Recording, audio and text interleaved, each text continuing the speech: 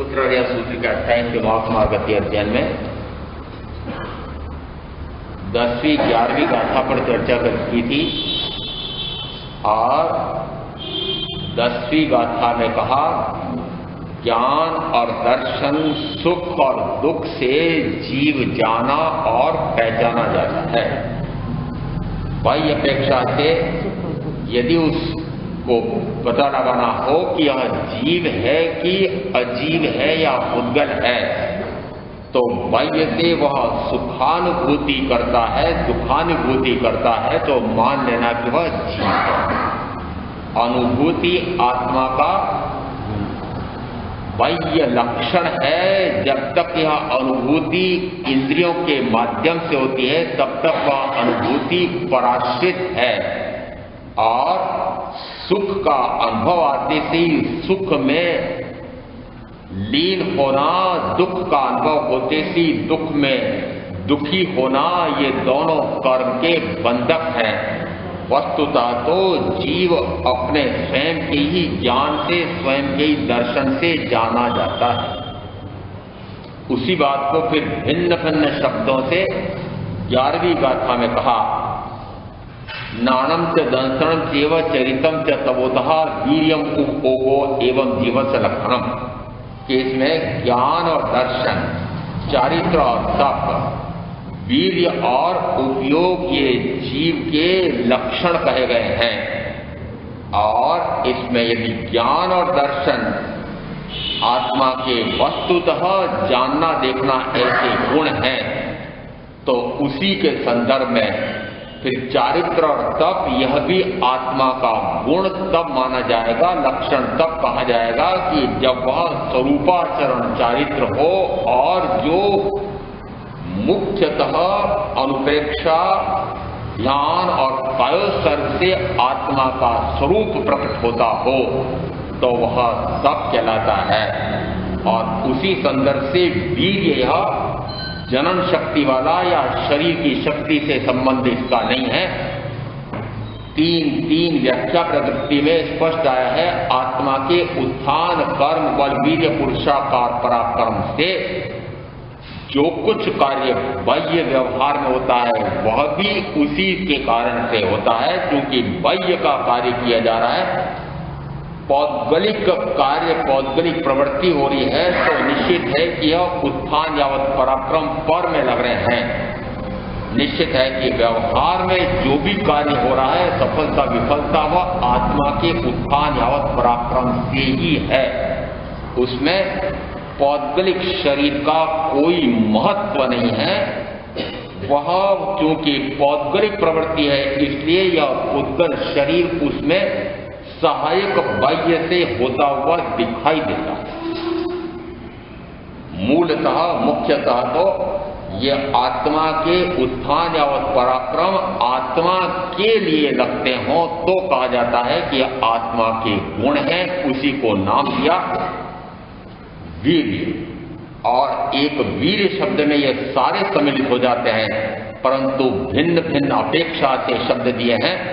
उसमें एक शब्द पांचवा इस प्रकार का आ गया जिसमें इन भाइयों को भ्रम होने लगा कि ऐसी शक्ति तो मात्र मुझ में ही है, ये स्त्रियों में या नपुंसकों में नहीं है।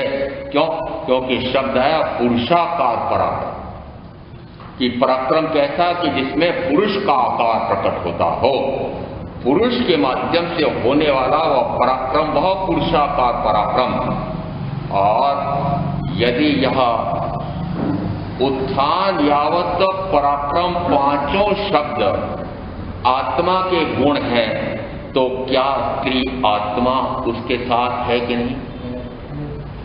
और नपुंसक के साथ आत्मा है कि नहीं?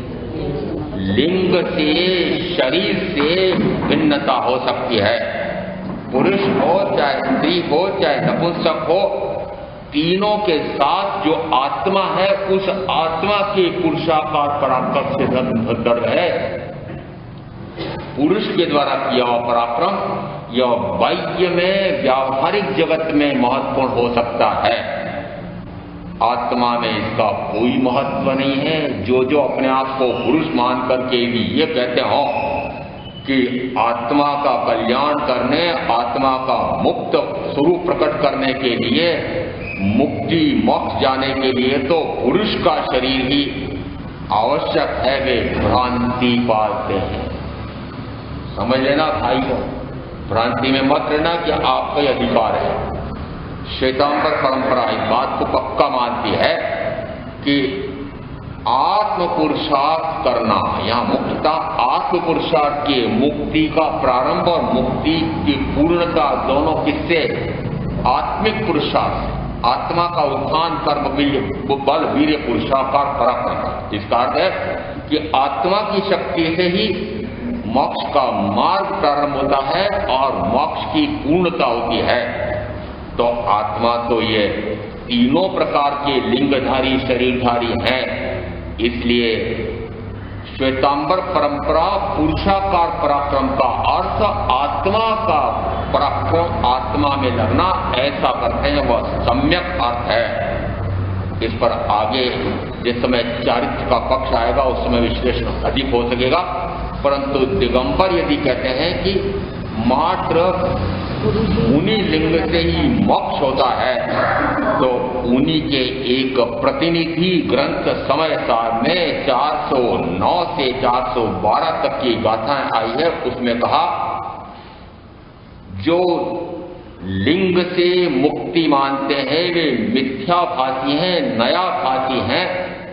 ये मुनि लिंग और ग्रही लिंग, इससे मुक्ति नहीं है, ज्ञान दर्शन चारित्र से मुक्ति है। ऐसा दिगंबरों के विशिष्ट से विशिष्टतम प्राथमिक आचार्यों में मुख्य में कुंदाचार्य के समय सार में आया हुआ। इसलिए यहाँ पुरुषाकार पराक्रम का अर्थ आत्मा का पराक्रम जब आत्मा में लगता है उस समय वह जो आत्म शक्ति प्रकट होती है उसको नाम दिया वीर। और यहाँ ये वीर आत्मा का गुण है, शरीर का नहीं। और इससे आगे अब आता है यहाँ 5 द्रव्यों का विवेचन पूरा होता है। छठा द्रव्य यद्यपि इन जीव और अजीव की व्याख्या में उद्गल द्रव्य के बारे में विवेचन तो आ गया था, परंतु विशेष तौर से 12वीं गाथा में कहा शब्द, अंधकार, उद्योत, प्रभा, आतप, छाया, वर्ण, गंध, रस, स्पर्श, ये पुद्गल के लक्षण हैं। अब पुद्गल के लक्षण कहो कि पुद्गल के गुण कहो, एक ही बात मानना, दोनों शब्दों को पर्यायवाची मानना। उसमें सबसे पहला शब्द आया कि शब्द यह पुद्गल का गुण है, पुद्गल की पर्याय है। शब्द यदि पुद्गल का है तो नैयायिक और वैशेषिक जो मानते हैं कि आकाश का गुण है उसका निरसन हो जाता है। और अब तो पहले भी ऐसा था, परंतु अब तो वैज्ञानिक उपकरणों से वैज्ञानिकों ने सिद्ध कर दिया है कि शब्द को पकड़ा जा सकता है, संग्रहित किया जा सकता है, संविहित किया जा सकता है और संप्रेषित किया जा सकता है। बड़े कठिन शब्द हैं। आपको कौन से चाहिए? सरल शब्द चाहिए। यदि कोई विशिष्ट भाव को अभिव्यक्ति देनी हो तो विशिष्ट शब्द से ही वह अभिव्यक्त होता है। यदि और कोई शब्द बोलूंगा तो वह ढीला ढाला एक शब्द के स्थान पर मुझे 5 शब्द बोलने पड़ेंगे। यदि एक स्थान पर दूसरे स्थान पर कोई संदेश भेजना हो तो उस संदेश के भेजने की क्रिया को संप्रेषण कहते हैं। क्या इतना बोलूं? क्या दूसरी कक्षा है क्या? यदि दूसरी कक्षा के विद्यार्थी हो तो समझाने बैठो आप। हिंदी की यदि दूसरी कक्षा की विद्यार्थी हो तब तो मैं ये सारे समझाने बैठूंगा, पर मुझे भी हिंदी की कक्षा थोड़ी लेनी। ये तो पढ़ने वाले पढ़ाने वाले आप जाओ, अपने आपके विद्यार्थी जाओ, आपके शिक्षक जाओ। यहाँ तो जो शास्त्र के आगम के शब्द हैं उनको उसी प्रकार से ग्रहण करना पड़ेगा और बौद्धिक शक्ति को भी बढ़ानी पड़ेगी। जो मुझे कहते हैं, आज नहीं स्वाध्यायी बनकर के परिश्रम में जाता था तब से मैं सुन रहा हूं, मरा श्रोता के स्तर के अनुसार बोलो लो। प्रधान जी, मंत्री जी, पूछो इनसे किसके स्तर से बोलो। श्रोता के स्तर से बोलो। यदि श्रोता निम्न स्तर का है तो मैं किस स्तर पर आ जाऊं? निम्न स्तर पर आ जाऊं। मैं यदि यह कहूं कि श्रोता यदि निम्न स्तर का है तो उस वक्ता के उच्च स्तर को क्यों गिराना चाहते हो? अपना स्तर ऊंचा क्यों नहीं करते हो? और यदि आप निम्न स्तर पर ही रहना चाहते हैं और सभी निम्न स्तर श्रोता के स्तर पर ही बोलेंगे तो कभी आपका स्तर ऊंचा होगा? नीचे पड़े रहो, नीचे पड़े रहना। ऋषभ विहार में जब चातुर्मास था उसमें करीब करीब 50-60 भाई बहन ऐसे भी थे कि जो पंजाबी थे और उन्होंने चातुर्मास समापन के समय अभिव्यक्ति की। हमारा तत्व ज्ञान तो इस चातुर्मास में खूब हुआ है, परंतु हमने एक विशेष बात और पकड़ ली कि हमारी हिंदी बहुत अच्छी हो। तो मैंने कहा भाई आजकल हिंदी बढ़िया पढ़ाने वाले को 5,000 रुपये प्रतिमाह मिलते हैं, तो आपको क्या हो गया? हिंदी अच्छी हो। यहां संग्रहित किया जा सकता है, उसको ग्रहण किया जा सकता है, पकड़ा जा सकता है। पकड़ा जा सकता का अर्थ है कि यदि इंद्रियों के माध्यम से, शरीर के माध्यम से, पौद्गलिक यंत्रों के माध्यम से उसको पकड़ा जा सकता है, तो क्या आपका अनुभव नहीं कि शब्द को आप पकड़ते हैं? शब्द पकड़े जा रहे कि नहीं? यदि शब्द है तो वह जिस समय त्वरित गति से निकला हुआ शब्द आगम प्रमाण है कि 3-4 समय के अंदर अंदर लोकाग्र पर जा स्थित होता है। लोकाग्र पर जाने का अर्थ क्या हुआ? लोकाग्र पर कौन? सिद्ध परमात्मा जहां विराजते हैं, जहां तक धर्मास्तिकाय और अधर्मास्तिकाय है वहां तक जाकर के वे ठहर जाते हैं। कौन? शब्द भी वहां तक जाकर के वहां तक ठहर सकता है। यद्यपि शुद्ध आत्मा तो एक समय में 14 राजुलोक पार करके चले जाते हैं, परंतु यहाँ शब्द के लिए कहा 3-4 समय। और ये परिभाषा ध्यान में रखना, मनुष्य आंख झप के उतनी देर में असंख्या समय निकल जाते हैं, उसमें से 3-4 समय में शब्द कहां तक पहुंच जाता है? लोकाग्र तक। और यदि सहो द्रव्य शाश्वत है, पुद्गल द्रव्य भी शाश्वत है, तो वे सारे शब्द जो जो तीर्थंकर परमात्मा ने, भगवान महावीर ने बोले हैं, संग्रहित हैं कि नहीं? नष्ट हो गए। इसलिए जर्मन कहो कि फ्रांस के वैज्ञानिक कहो कि अंग्रेज या अमेरिकी कहो, वे प्राकृत सीख रहे हैं, संस्कृत सीख रहे हैं और ये खोजे कर रहे हैं कि भगवान महावीर ने जो जो बोला था वह हम पकड़ सके कि वस्तुतः उन्होंने तत्व का स्वरूप कैसा दिया है। फिर वे यह भी खोज रहे हैं, जब तीर्थंकर महावीर एकमात्र दार्शनिक धर्मवेत्ता उस युग में हुए थे कि जिन्होंने कहा पृथ्वी, पानी, अग्नि, वायु और वनस्पति ये भी जीव हैं, इनमें भी जीव है, ऐसा नहीं, ये भी जीव है। अंतर समझना, ये भी जीव है। यहां पहले कौन मानता था कि ये वनस्पति में जीव है?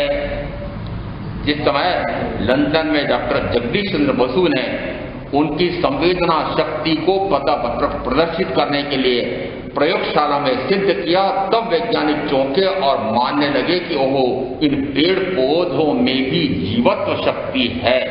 आपने दिखाया कि डॉक्टर जगदीश चंद्र बसु ने दिखाया? आपने तो आगम में बंद करके रख लिया और अधिक से अधिक क्या कहा? आज चतुर्दशी है, वनस्पति मत खाओ, बस वहीं तक सीमित कर। कहां तक सीमित कर लिया आपने? ये कहा कि वनस्पति में भी वनस्पति भी जीव है। और 1-5 आचरण प्रथम स्कंद में तो यहां तक आ गया 8 प्रकार से वनस्पति और मनुष्यों में समानता पाई जाती है। इतना हमारे आगम कहते हैं। मनुष्य और वनस्पति पेड़ पौधों में भी समानता है। उसमें भी जैसे मनुष्यों में ये संवेदना की शक्ति है, अनुभव करने की शक्ति है, वैसी अनुभव करने की शक्ति वनस्पति कायिक जीवों में भी है। और उसका विकास होते होते अब वैज्ञानिकों ने यहां तक विकास कर लिया है। किसके बल पर किया? मात्र ये भगवान महावीर के इस 12वीं गाथा में आए हुए कि वनस्पति में, आचरण सूत्र में आए हुए कि वनस्पति में भी इस प्रकार जीवत्व शक्ति है, संवेदना की शक्ति है, उससे खोजा। संवेदना की शक्ति है। यदि किसी पेड़ या पौधे के पास से कोई सज्जन व्यक्ति निकलता है, यदि कोई दुर्जन अपराधी प्रवृत्ति वाला अपराधी व्यक्ति निकलता है, तो वे पेड़ या पौधे उसको ग्रहण कर लेते हैं कि वो कौन सा व्यक्ति निकला। आपको पता लग जाता है कौन सा निकला। आपके पास कोई सज्जन व्यक्ति निकला है कि दुर्जन निकला है, आपको पता लगता है। आप तो बड़े ऊंचे स्तर के संवेदनशील मनुष्य हो गए ना।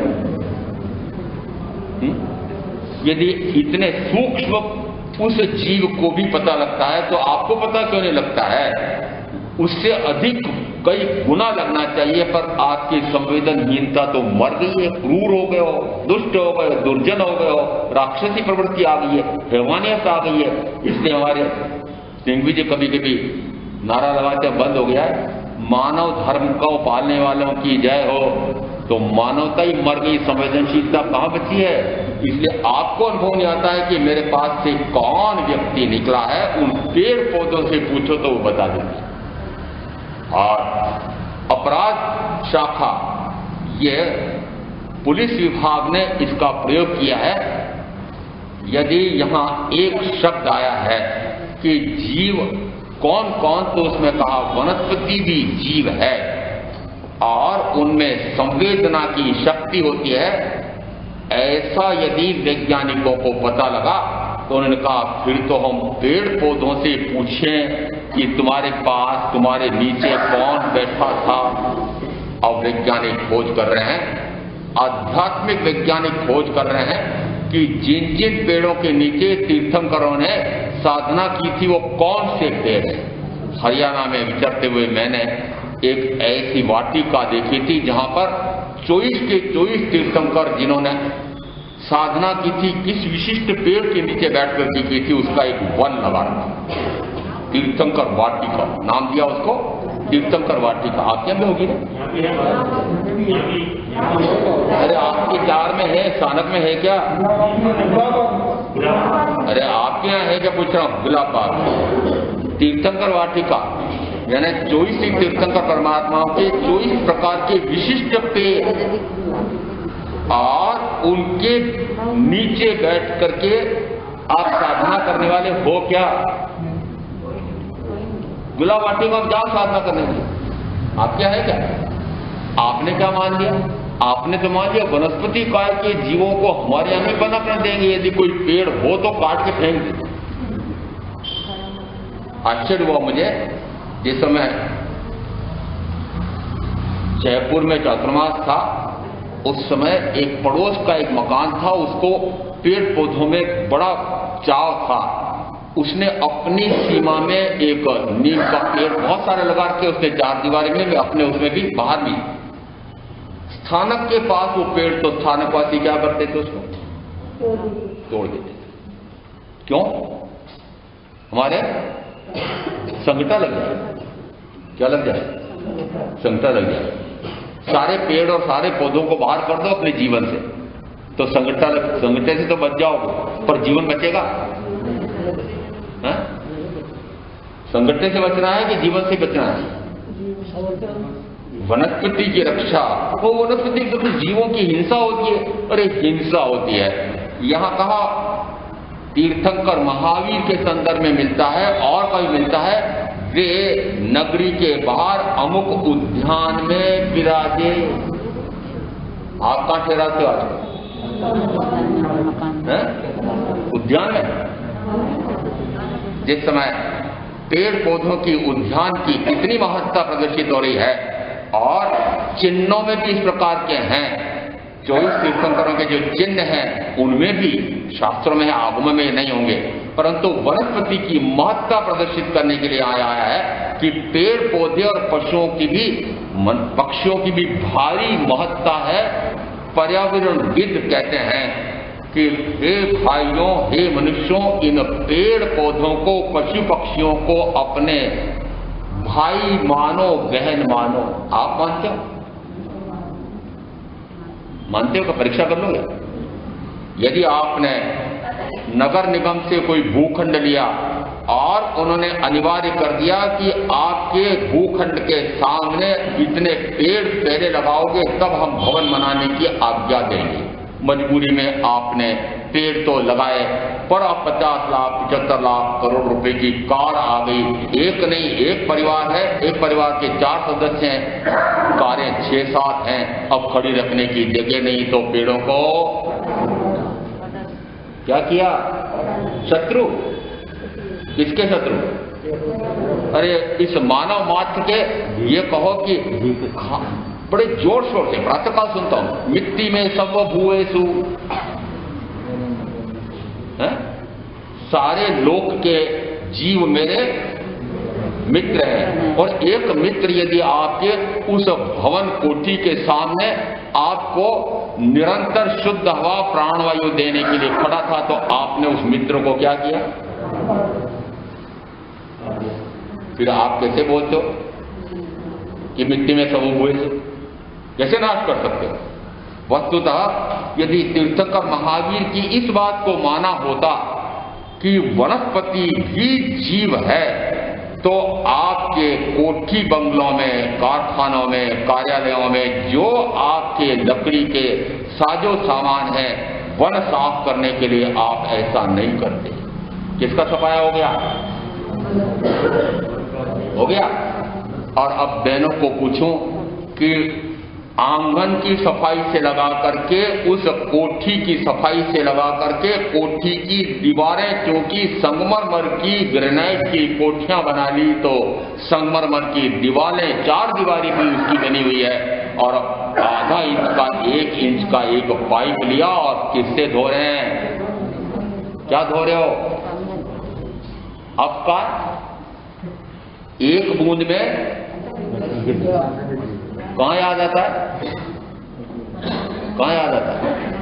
पर्यूषण में, दया के दिन किस दिन याद आएगा?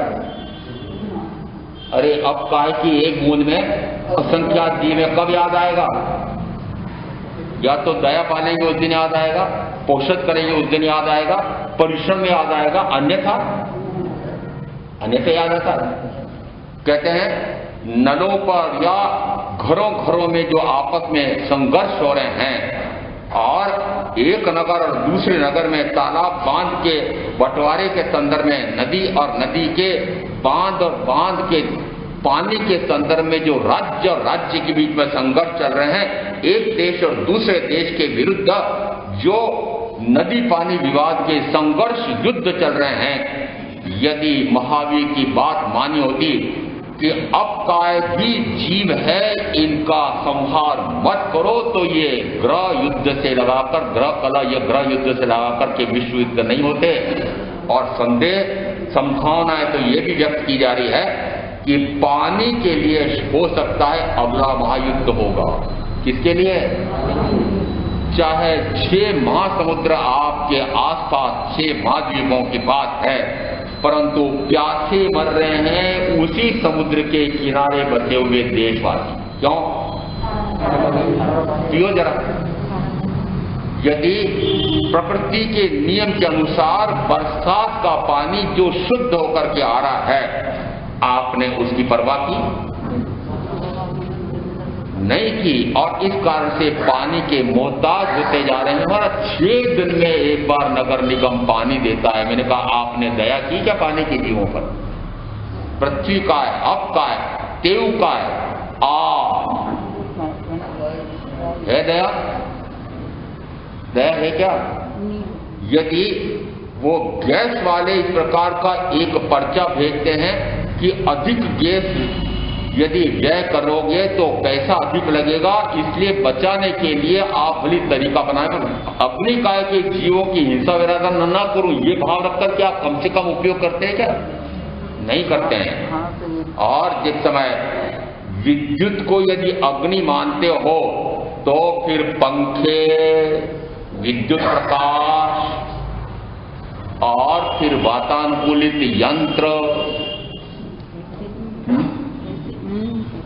एकमात्र तीर्थंकर महावीर है जिन्होंने, और अन्य धर्मवेत्ताओं ने ऐसा किसी ने कहा, तीर्थंकर महावीर कहते हैं कि पृथ्वी पानी अग्नि वायु वनस्पति में भी जीव है। देखो हमारे महावीर ऐसे हैं। अरे बोलते तो बहुत हो परंतु स्वयं क्या कर रहे हो? पृथ्वी पानी अग्नि वायु, यदि गर्मी बहुत लग रही है और साधु साध्वी भी विराजे हुए हैं, प्रवचन चल रहे हैं, तो और कुछ नहीं है तो पल्ले से रुमाल से हवा कर सकते हो? नहीं।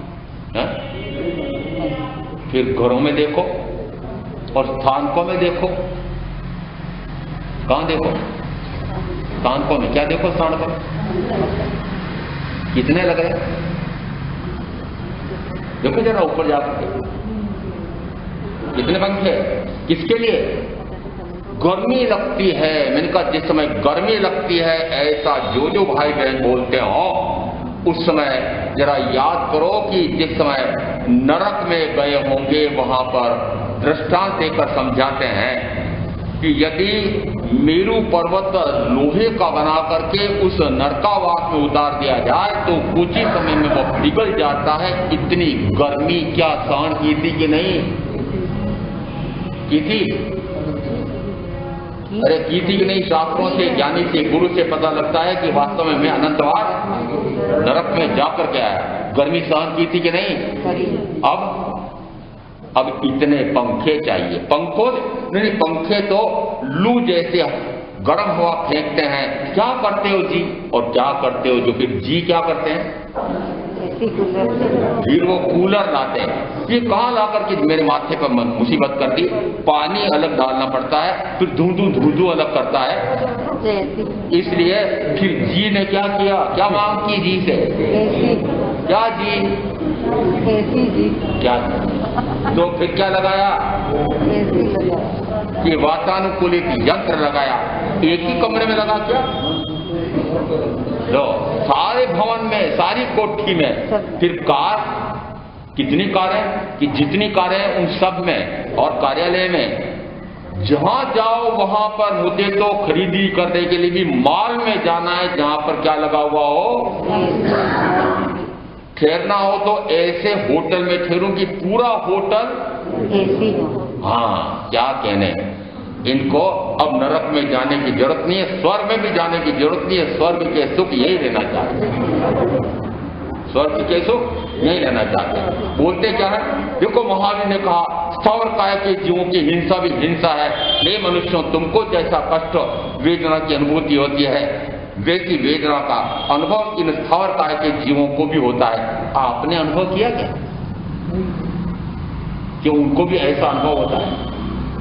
दृष्टांत देकर सूत्रकार कहते हैं कि यदि कोई मनुष्य के गर्भ से बच्चा निकले मांस के लोथड़े जैसा, और यदि कोई तीखे छुरी भाले हथियारों से उसको घोंपे, काटे, छेदे भेदे तो उसको उसी प्रकार की वेदना होती है जैसी हे मनुष्यों तुमको होती है। क्यों? क्योंकि वह भी तो मनुष्य ही है, इंद्रियां विकसित नहीं हुई है, अभिव्यक्ति नहीं कर सकता है, बचाव नहीं कर सकता है। उसी प्रकार से इन स्थावर काय के जीवों की भी इंद्रियों में से मात्र एक स्पर्शेंद्रिय है, अन्य इंद्रियां विकसित नहीं हुई हैं। वेदना की अनुभूति होती है। किसने सिद्ध किया? आपने कि जगदीश चंद्र बसु ने? कौन मानता था पहले कि पृथ्वी ही जीव है? संपूर्ण पृथ्वी को पृथ्वी माता कहा जाता है, वो अन्य दार्शनिक या किसान मानता है। कि धरती माता है, इसी से मैं कमा करके खाता हूं। इसलिए जिस समय वहां बोनी करने के लिए खेत में बैलों के साथ उतरता था तो जूते बाहर रखता था, पहले उस खेत को, पृथ्वी को धोप देता था और फिर उसमें उतरता था। आप आज पृथ्वी की उतनी कीमत करते हो? नहीं। परंतु दूसरी अपेक्षा देखो कि पृथ्वी में भी जीव है, ऐसा आपने समझा क्या?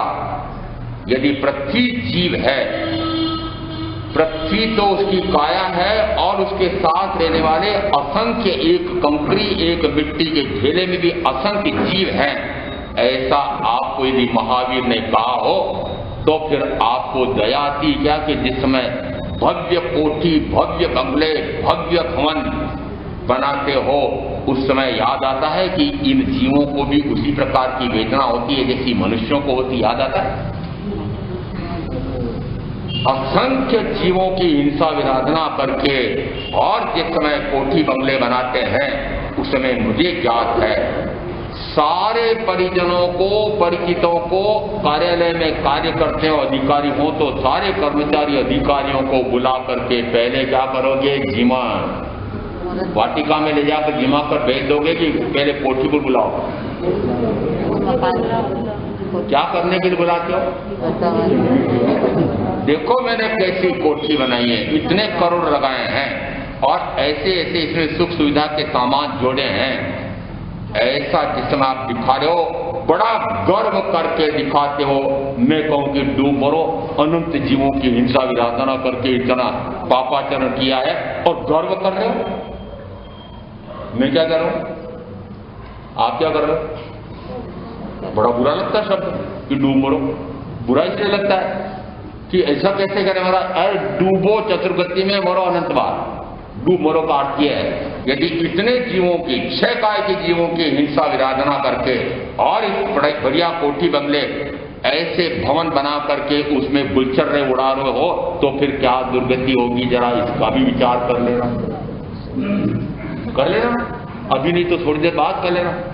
जिस समय उसमें जाओ तब कर लेना, जिस समय यहां से जाओ जब कर लेना। कहां से जाओ? अरे शरीर छूटे तब याद कर लेना। कभी तो कर लेना कि अरे इतनी जीवों की हिंसा विराधना करके इतने गुलछर उड़ाया, मुझे धिक्कार है, मुझे धिक्कार है, मुझे धिक्कार है, तस्वीर हम लोगों कभी तो करना कि क्या किया मैंने। पृथ्वी जिस समय मैं गोरक्षा में कार्य करता था उस समय मुझे ज्ञात हुआ कि 4 पैर एक बैल के, 4 एक बैल के 8 पैर और 2 उस हाँकने वाले किसान के। उस समय मिट्टी के जीवों को न्यूनतम हानि होती थी, 10 जीवों की भी न्यूनतम हानि होती थी। उसके स्थान पर आप मनुष्यों ने खूब उपज बढ़ाओ इसके लिए नारा लगा सरकार की तरफ से, आपकी तरफ से, तो फिर 5-7 टन का ट्रैक्टर डाला और न जाने कौन से यंत्र डाले, तो उसमें त्रस्त जीवों में कितने ही प्रकार के त्रस्त जीव जो उस फसल को सहयोग करने वाले, रक्षा करने वाले, जहरीले कीड़ों से बचाव करने वाले, जहरीले कीड़े उत्पन्न न हो इस प्रकार के कीट पतंगे, कीड़े, अलसे आदि संवार हो गया। मिट्टी का क्या हुआ? मर गई। वो मिट्टी मर गई और उसकी उर्वरा शक्ति इतनी घट गई कि पूर्ति करने के लिए आपको करोड़ों टन अब रासायनिक खाद डालना पड़ रहा है और रासायनिक खाद के कारण से खरपतवार बढ़ती है तो उसको मारने के लिए फिर औषधि डाले। औषधि है कि जहर है। यदि पेड़ पौधे के उसमें कोई रोग लग गए हैं, कीड़ा लग गया है, तो उस समय एक औषधि विक्रेता वो औषधि बेचता है। जिस समय वह औषधि छिड़कते हैं वह औषधि है कि जहर है। पानी में, हवा में, पेड़ में, पौधे में, अन्न में, फल में, सब्जी में सारा विष घुल गया है। तो फिर उन वैज्ञानिकों ने, विदेशियों ने कहा अरे चिंता मत करो, हमारे पास बहुत औषधियां हैं, तुम बीमार होते हो तो कोई बात नहीं, औषधियां लो। क्या किया? यदि महावीर की बात मानी होती कि पृथ्वी भी जीव है तो जीवों की इतनी हिंसा विराधना नहीं होती, तो ये दुर्दशा नहीं होती, इतने रोग पैदा नहीं होते, ना फल सब्जी अनाज में रोग होते, न मनुष्यों को इतने रोग होते। आपने सुना ही कहा, समझे ही कहा, महावीर को सुना ही कहा, महावीर को समझे ही कहा। पृथ्वी, पानी, अग्नि, वायु, वनस्पति, पांचों में भी जीव है, ऐसा कहने वाले ये तीर्थंकर महावीर। और वनस्पति काय के जीवों को भी इतनी संवेदना होती है। अब वैज्ञानिक विशिष्ट प्रकार के यंत्रों का विकसित कर चुके हैं। और यदि अब यहां गाथा 12वीं में शब्द आया है, छाया पुद्गल की पर्याय है। छाया, यदि छाया पुद्गल की पर्याय है, पुद्गल का गुण है, लक्षण है, पहले ऐसा मानते थे कि यह छाया वस्तुतः कोई द्रव्य नहीं है, यह प्रकाश का विलोम है। यदि प्रकाश का विलोम कहें तो मैं प्रकाश को छाया का विलोम कहूं तो फिर प्रकाश का भी अस्तित्व नहीं रहा। क्या मानते थे पहले कि वस्तुतः छाया का कोई अस्तित्व ही नहीं है, छाया तो पुद्गल प्रभा की, ये प्रकाश की विलोम है, प्रकाश का विलोम नहीं है। महावीर के आगम में आया है कि छाया भी, अंधकार भी यह पुद्गल का लक्षण है। अब अंधकार भी पुद्गल का लक्षण, अंधकार जिस समय घोर अमावस्या, घोर अंधेरी रात हो और उस समय आपको अपनी आंखों से कुछ भी नहीं दिखाई देता है, परंतु यदि आप कभी ऐसे जंगल में फंस जाओ तो सामने यदि एक शेर आपको दिखाई दे, आपको लगेगा कि शेर है। कैसे लगेगा? उसकी आंखें चमकीली होती है, वो बिल्ली की आंखें चमकीली होती है। ये गौवंश के जितने हैं वे सारे, उनकी आंखें चमकीली होती है। घोर अंधेरे में भी उनको दिखाई देता है, चमगादड़, उल्लू सारे। छाया में भी पुद्गल परमाणु हैं, वे काले परमाणु हैं। इसका अर्थ है कि उनको भी पकड़ा जा सकता है, संग्रहित किया जा सकता है, संविहित किया जा सकता है, संप्रेषित किया जा सकता है। और उसी पर से ये जितनी आपकी वर्तमान की चित्र का खींचना, फिर ये जो पहले काले चित्रों वाले, रंगीन चित्रों वाले आपके जितने भी फिल्मों का प्रारंभ हुआ, वह किस आविष्कार से हुआ कि छाया या अंधकार या पुद्गल का पर्याय, पुद्गल की पर्याय, पुद्गल के लक्षण है। अब पद्धति कुछ और हो गई है, परंतु जिस समय आप ऐसे स्टूडियो में चित्र खिंचवाने जाते थे, उस समय पहले प्रकाश में आपको वह साज सज्जा करने के लिए कहता था, और जिस समय चित्र खींचने होते थे उस समय अंधेरा करता था। अंधेरे में चित्र खींचा जा रहा है, वो अंधेरा क्या है? पुद्गल है, पुद्गल की पर्याय है, वह पुद्गल का गुण है, ऐसा नहीं कि उसका अस्तित्व नहीं है।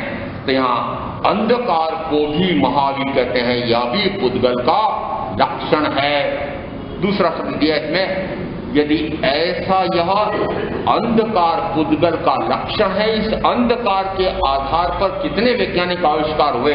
ये जितनी आपकी आज चित्र खींचते हैं, चित्रावली, चित्रावली कब खींची थी याद है?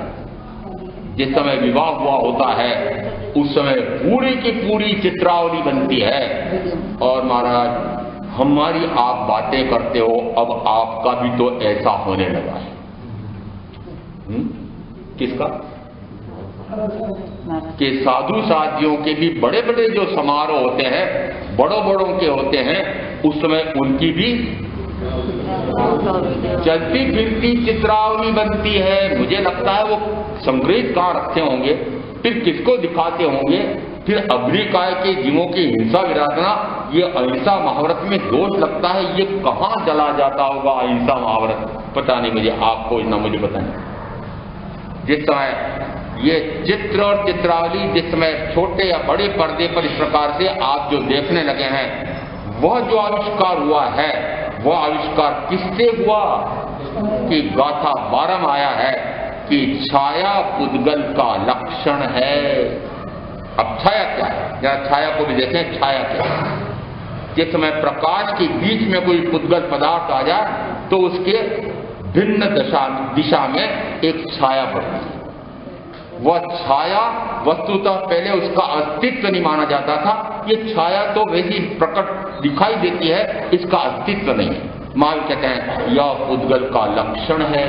इसका अर्थ है कि छाया यह मात्र अस्तित्वहीन कोई वस्तु नहीं है, इसका भी अस्तित्व है, यह पुद्गल है। यदि पुद्गल का लक्षण है तो छाया को पकड़ा जा सकता है, छाया को पकड़ा जा सकता है। और अब यहाँ एक तरफ महावीर कहते हैं वनस्पति में भी संवेदना की शक्ति है, दूसरी तरफ आ गया कि छाया यह भी पुद्गल है, पुद्गल का लक्षण है, तो उसको भी पकड़ा जा सकता है। अब दोनों का मिलान करो। जिस समय अपराध शाखा, पुलिस विभाग की अनुसंधान शाखा, वह किसी अपराधी का पता लगाना चाहती हो तो वे खोजते हैं कि कौन कौन से स्थानों से वह निकला है, कौन कौन से पेड़ पौधों के सामने से नीचे होकर के चला गया है, बैठा है। वहां जाकर के उन यंत्रों को स्थापित करते हैं और वे यंत्र उस छाया के पुद्गलों को ग्रहण करके ये बता देती है कि यहाँ पर कोई इस प्रकार का अपराधी या घोर अपराध करने वाला दुर्जन दुष्ट व्यक्ति निकला है कि सज्जन व्यक्ति निकला। आविष्कार कहां से निकला? भगवान महावीर के आगमों में भरा पड़ा है। बहुत वैज्ञानिक सिद्धांत महावीर के आगमों में भरे पड़े हैं। यहाँ एक यह भी है कि पेड़ पौधों में संवेदना की शक्ति है, उनको पता लग जाता है। जिस समय बोनी हो जाती है प्रातः काल, दूसरे दिन तीसरे दिन वह किसान जाकर के सारे खेत पर प्रसन्न चित्त होकर के और खेत को देखता मात्र से। क्यों देखता जाता? पता लगा कभी? क्या देखने जाता कि कैसे उगी है? अरे नहीं, वह अपनी प्रसन्नता व्यक्त करने के लिए जा रहा है और जितनी प्रसन्न मुद्रा में वह जाकर के खड़ा होता है उसकी प्रसन्नता का भाव वे पेड़, वे पौधे, वे अंकुरित पौधे वे ग्रहण करते हैं। और जितना जितना उसको इस प्रकार का शुभ भाव मिलता है, मंगल भाव मिलता है, उतने उतने पौधे तेजी से विकसित होते हैं। और यदि कोई दुष्ट प्रकृति का व्यक्ति जाए, यदि उसको तोड़ने का भाव आवे, नष्ट करने का भाव आवे, तो उसको दुख होता है, दुखी हो जाता है। एक कथा आती है, मुगलों के बादशाह बहुत जल्दी आयु पूरी कर लेते हैं। आयुष कर्म से महावीर के सिद्धांत से विमत जोड़ना, मात्र कोई दूसरी बात समझाने के लिए मुझे कहना है। जरा भारतवर्ष में, आर्यावर्त में जाकर के वहां के राजाओं को पूछो कि आप इतने दीर्घ जीवी क्यों होते हो और हमारे बादशाह इतने जल्दी क्यों मर जाते हैं। मेरे बादशाह ने उत्तर मंगाया है। राजा ने कहा अभी तो आए हो, विश्राम करो, नाव धो, पहले भोजन आदि ग्रहण करो, फिर बताओ। नहीं, मुझे अभी बताओ, मुझे वापस जल्दी जाना है। मैंने कहा देखो, ये हमारे महल के बीचों बीच इस प्रकार का एक बहुत बड़ा पेड़ खड़ा है, जिस दिन ये सूख जाएगा उस दिन मैं उत्तर दे दूंगा।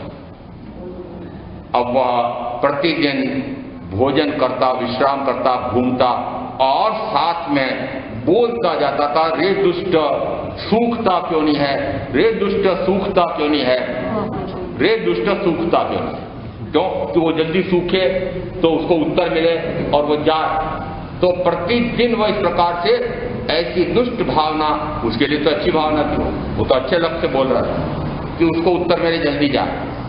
तो वह दुष्ट भावना भाते भाते 6 महीने में वह इतना बड़ा पेड़ सूख गया। और समझे क्या? समझे कि दुष्ट प्रकृति का व्यक्ति उस पेड़ के सामने नीचे जाकर के उसके प्रति ऐसा दुर्भाव कर रहा है, तो वह दुर्भावों को ग्रहण करके दुखी होकर के कुमला करके मर जाता है। आपको आता है कभी भाव कि पेड़ पौधों के पास जाकर के मैं ऐसे ही हंस सकता हूं? मुझे तो दूसरी कक्षा की वो कविता याद आती है कि अरे यदि कहीं मायूसी आ रही हो, कभी चिंताग्रस्त हो रहे हो, तनावग्रस्त हो रहे हो, तो जरा उन बाग बगीचों में जाकर के देखो कि वो पौधे कैसे मस्ती से झूम रहे हैं, वो पेड़ कैसे मस्ती से लहरा रहे हैं, वो कैसे फूल देखो सौरभ बिखेर रहे हैं, क्या उनकी सुगंध चली जा रही है, कितनी सुंदरता चारों तरफ बिखेर रही है। देखा कभी? कहां देखते हो, कहां देखते हो? प्रकृति से जितने दूर जाते जा रहे हो उतने ही रोग आते जा रहे हैं। प्रकृति तो नष्ट ही कर दिया आपने, और प्रकृति को नष्ट कर दी, पर्यावरण को नष्ट कर दिया तो मनुष्य भी नष्ट हो जाएगा। क्यों नहीं समझते हो? यदि तीर्थंकर महावीर कहते हैं कि ये वनस्पति, ये प्रकृति, ये पर्यावरण इतना महत्वपूर्ण है, तो उन्होंने पर्यावरण महत्वपूर्ण है ऐसा नहीं कहा। उन्होंने क्या कहा? इस लोक में जितने भी जीव हैं उन सारे जीवों को जीवित रहने का अधिकार है। आप बहुत नारा लगाते हो, नारा लिखते हो, मैंने भी प्रवेश के दिन बहुत बार शेष काल में भी जिस समय स्थानकों में प्रवेश करते हैं बड़े जोर शोर से नारा लगाते हो। क्या लगाते हो? जीने दे रहे हो। अरे अन्य पशु पक्षियों को, पेड़ पौधों को, कीट पतंगों को, अन्य छोटे से छोटे प्राणियों को आप जीने दे रहे हो क्या? जीने दे रहे हो?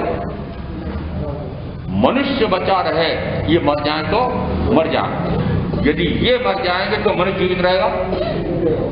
महावीर कितने दूरदृष्टा थे कि उन्होंने कहा ये सारे जीव जीवित प्राणी हैं, इनको भी उसी प्रकार की संवेदना होती है, दुख होता है, उनको दुखी मत करो। संदर्भ दूसरा भी था। क्यों?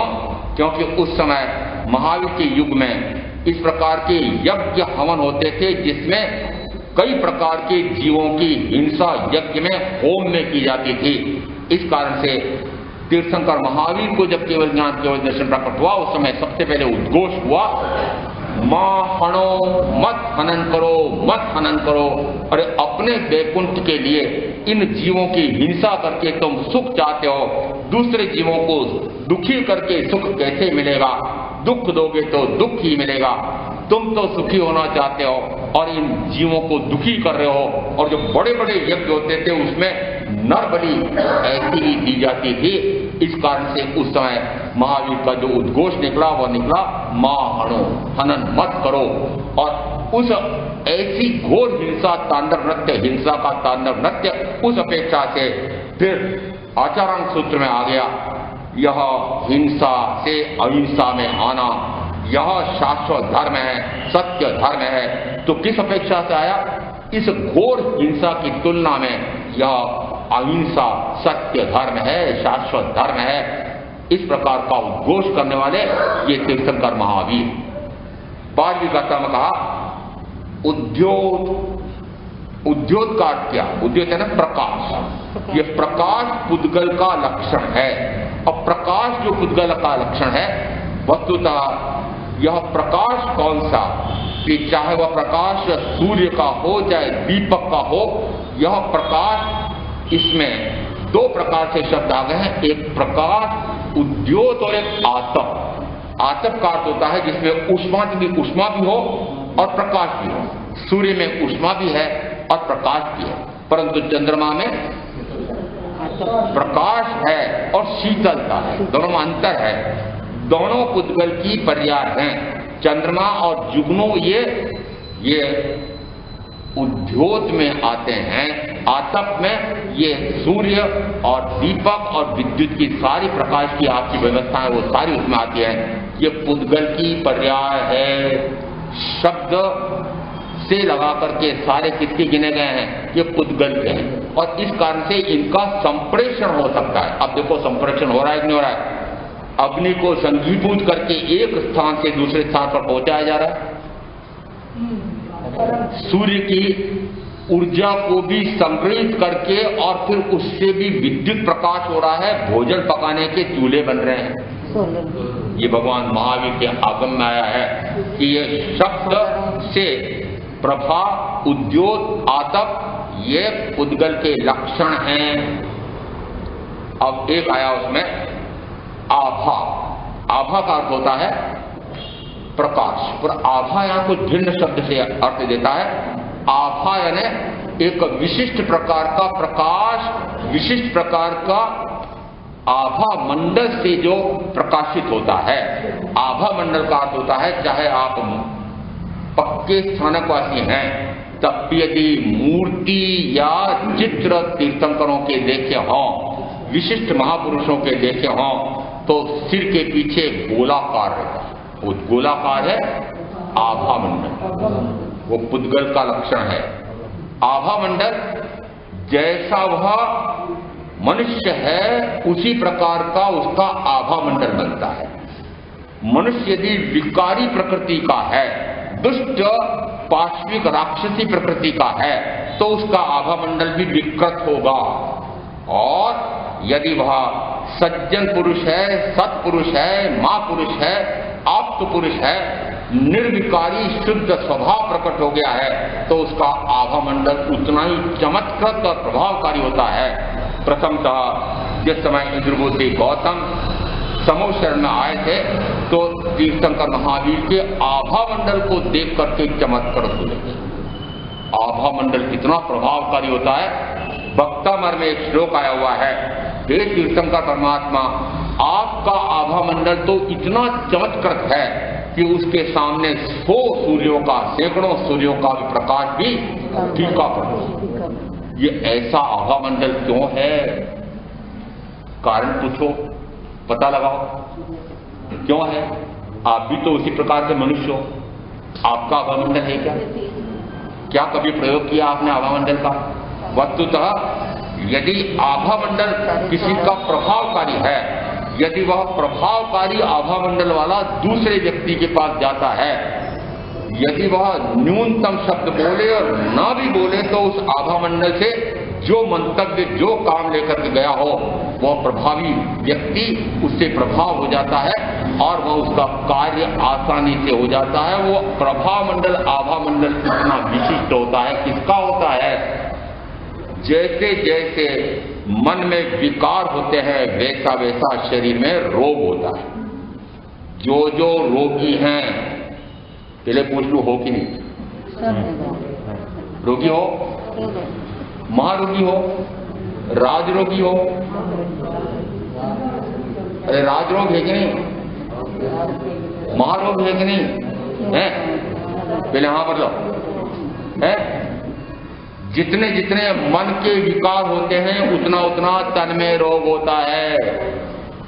मन में विकार तो तन में रोग। अब मत कहना कि मेरे ये रोग है, मेरे सामने तो मत कहना, मैं मान लूंगा कि इतने रोग, महारोग हैं, निश्चित रूप से बहुत विकारी व्यक्ति है, दुर्भावी है, दुष्ट है, न जाने कौन कौन से इसके मन में इतने विकार उठते रहते हैं, और उन विकारों का सीधा सीधा प्रभाव इस आत्मा के साथ जुड़ा हुआ शरीर उस पर पड़ता है। और यदि मन के विकार है तो तन में न जाने कितने प्रकार के रोग हो जाते हैं। और आज के वैज्ञानिक, चिकित्सा वैज्ञानिक ऐसा मानने लगे हैं कि 70% मनुष्यों के रोग ये मन के विकारों से होते हैं, 30% में दूसरी जगह।